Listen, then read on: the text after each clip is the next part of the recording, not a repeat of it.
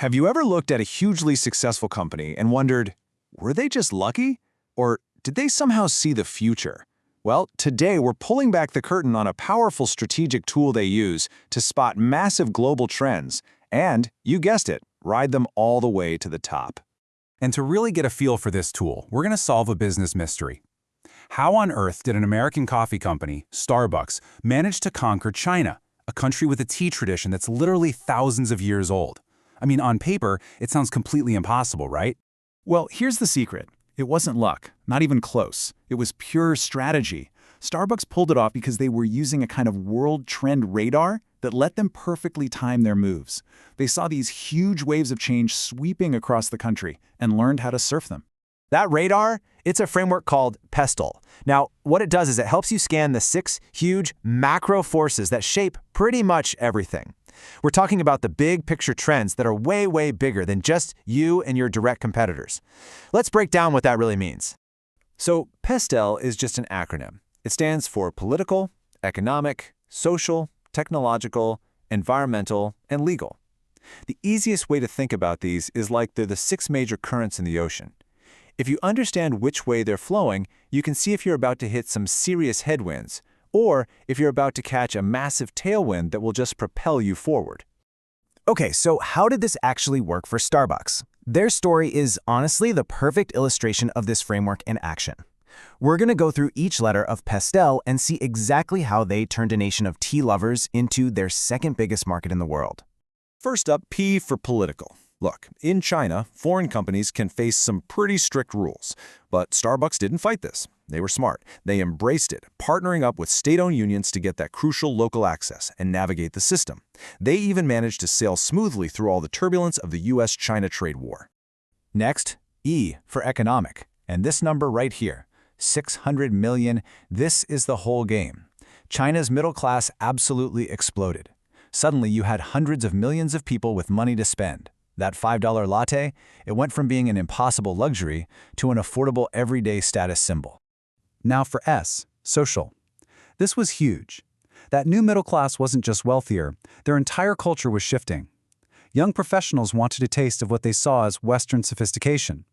So business meetings started moving out of the old traditional tea houses and into Starbucks, which marketed itself brilliantly as the third place.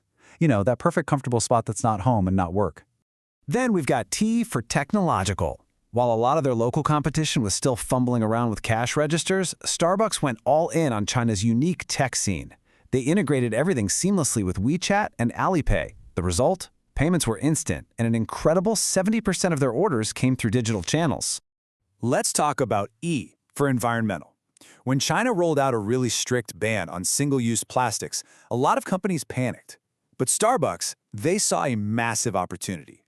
They had already invested early in things like recyclable cups and sourcing locally, which turned a potential crisis into a green halo that just made their brand look even better. And finally, L for legal. Now, you have to understand, in a market that's deeply and rightly concerned about food safety after some major scandals, trust is everything. So Starbucks made it their mission to master China's incredibly complex food safety laws, and they achieved perfect compliance. This gave them this massive trust advantage that their competitors just couldn't touch. So here's what I really want you to take away from this. This isn't just a cool story about Starbucks. PESTEL at its core is all about timing. It helps you spot those huge tailwinds before they hit so you can make your big move at the exact right moment and just dramatically increase your odds of success. I mean, just look at Tesla. Elon Musk saw these giant environmental tailwinds coming with government EV credits, and he saw technological tailwinds with battery costs dropping. So he acted. He built gigafactories right when the world was getting ready. And Toyota, a giant of the industry, they waited, they hesitated, and they lost their lead, falling years behind in the EV race. But, and this is a really important but, like any powerful tool, you've got to know when to use it and when to put it away. PESTEL is all about seeing the big picture. It's for zooming way, way out. It is not the right tool for every single decision. You wouldn't use a giant telescope to read a book, right? Same idea.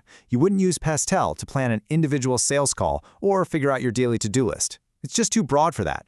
When you need to make fast, tactical decisions, you need other, more focused tools. PESTEL is for your big, game-changing strategic bets. Which brings us right back to the real lesson here. Starbucks' unbelievable success? It wasn't because their lattes were just that much better. No. They didn't just sell coffee in China. They identified and they rode 6 perfect, powerful waves of change. And that, right there, is the power of scanning your entire world before you place a big bet. So the question for you is simple.